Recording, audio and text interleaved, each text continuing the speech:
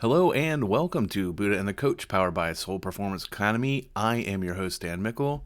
The Buddha and the Coach is a weekly vlog focused on looking at the teachings of the Buddha in a coaching light. And the Buddha and the Coach is proud to be sponsored by ICN Athletics. ICN Athletics make the extraordinary ordinary through adaptive beach volleyball. Everyone should have the opportunity to enjoy and excel at this sport, and ICN offers the program and education to make it normal for adaptive athletes to play on any court. Help them make beach volleyball a place for everybody. For more information or to make a donation to the 501c3, please visit icnathletics.com and they'll see you in the sand. And again, thank you to John and Dave and everyone at It's Called Normal Athletics for their continued support. Please make sure you check out their website and donate if possible. icnathletics.com. All right, we are on to lesson 13 of the Buddha. And this lesson is pretty straightforward, but I think there are some new things that maybe we can hit on a little bit. Lesson 13 was, the tongue is like a sharp knife. It may kill without drawing blood. And it's pretty, like I said, straightforward when we look at it. We know that our words have consequences and what we say have consequences. But what I want to look at today is, when do our words get us into trouble? Or when do we kind of go on that automatic pilot and we don't think about what we're saying?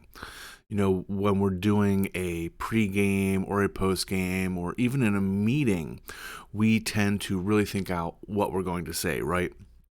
You're trying to motivate your team, or you're trying to help your team bounce back after a hard loss. You put a lot of thought and time into those speeches relative to the rest of things. You may not sit there for hours and write out what you're going to say, but you probably put a little bit more time into those types of speaking situations than you do the normal day. What I want to talk about is, how much time and thought do we put into just our daily talk and speech, say during practice? How do we address our team? How do we address our fellow coaches? How do we address opposing coaches on a regular basis? And do we get caught in kind of an autopilot where we're not thinking about the words that we say during those situations? Because while we like to think that when we have maybe these one-on-one meetings with our players and we sit down with these players and have these talks, that those are lasting moments, that those players are going to really think about what we just said in this meeting or, said on this one-on-one. But the truth of the matter is, it's what we say in the moment that tends to stick with them. How we address them during a drill or how we address them during practice tends to stick with them just as long, if not longer. So have you given thought as to how you talk when you're presenting things?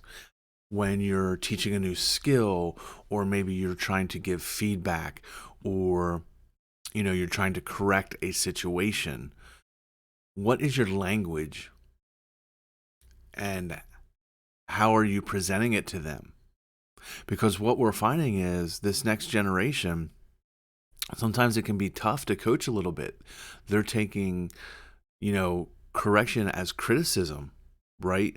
Sometimes we're just trying to fix a technique or a skill or a system, and the way we present it, they're taking it as basically an attack on them as the athlete. And a lot of it's because we haven't given much thought into how we're presenting it or how we're saying it. And I think that's the area that we really need to look at. I wish we weren't in that place, but it's like anything else. It's the evolution of how we're coaching, how we're giving feedback, and how we need to look at things. So maybe when you're doing your end of season recap and you're thinking about how it went and what you need to work on or what you need to change, it's easy to hit the big stuff, right? Your techniques, your tactical situations, your personnel, maybe your weightlifting program, all those things that go into your program.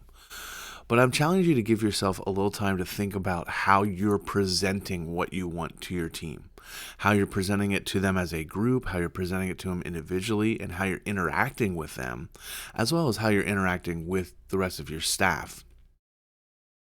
Because that is also a big part of it.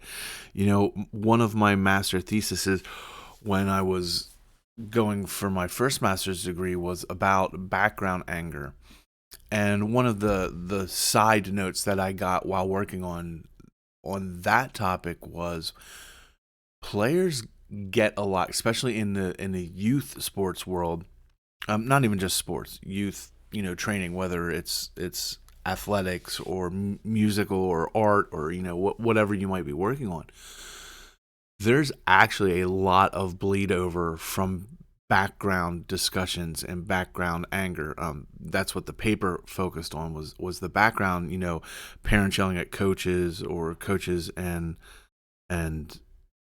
officials actually bled in and affected the players. And what I learned is that's not just an anger issue. That's just basic communications. That anything we talk, how we talk coach to coach, how we talk, coach to coach in our own program, or how we talk coach to coach, to another program, the players and the athletes hear that, and that also bleeds into how they deal with things and how they interpret things. So it's not just about how we speak to the players, but how do we speak everyone that's around the players, how we speak to parents, how we speak to administrators, all of that. And for me, I'm a very sarcastic person, and that's been really tough to change, but that's what I've been working on, because I started to realize that while the sarcasm worked for me, a lot of my players coming in didn't understand that, and they would take it completely different than I intended it. And whether or not, what the intentions are, it still has an effect. And I found that was just a distraction, and it was easier for me to correct how I dealt with it and how I spoke versus trying to explain to them, this is what I really mean. Again, I think that's on us a little bit as coaches to start to think about, how have we evolved as communicators? We go to all these seminars and we learn our craft and we learn our skills and we learn our sport. But do we, continue to educate and grow in those soft skills, especially communication? Now, I think when, Buddha gave this lesson, it was a little bit more pointed, about talking ill of people, in front of them or behind them and those consequences. And that's obvious. I mean, any coach should know that we have to be careful about how we say things in that sense, which is kind of why I wanted to take this different route and have us look at it. So again, when you are deciding to describe a new skill or you're setting up a new drill or a new game, how much do you think about how you're presenting that in your words? Not how you set it up and demonstrate it or show it, but how. And then the other big one is, how are you giving feedback? We often think about what we're giving in the feedback, what we're trying to correct or what we're praising because they did well, but we don't think about how we're actually presenting it. How are we saying it? How are we showing it? How are we, giving it to them to receive? Because ultimately that's where the key is how they receive it. We can have the best intentions in the world with how we're describing something or saying something, but if they don't receive it in the way that we want, then we have that breakdown in the feedback loop. So there you have it, folks. Lesson 13 of the Buddha. The tongue is like a sharp knife. It may kill without drawing blood. And like I said, it was a bit abstract today trying to tie that into the coaching the way I wanted to, but it boils down to this. How are you presenting the information that you want your players, your fellow coaches, and even your opposing coaches to take what you're saying? How much time and effort do you think about, am I actually saying this correctly? Are we not getting the results because I'm not actually presenting it the way I want to?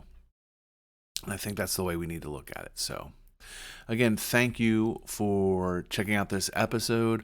We would appreciate it if you would subscribe to this YouTube channel, and we would love to have some comments and likes and shares and all that stuff. But let's start this discussion and tell me, where are some of the areas that you struggle in when it comes to communication, specifically you to your team or you to your fellow staff, Where do you have some breakdowns?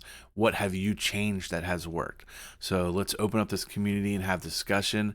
Peace, much love, don't suck, and we will see you next week for lesson 14 on the Buddha and the Coach.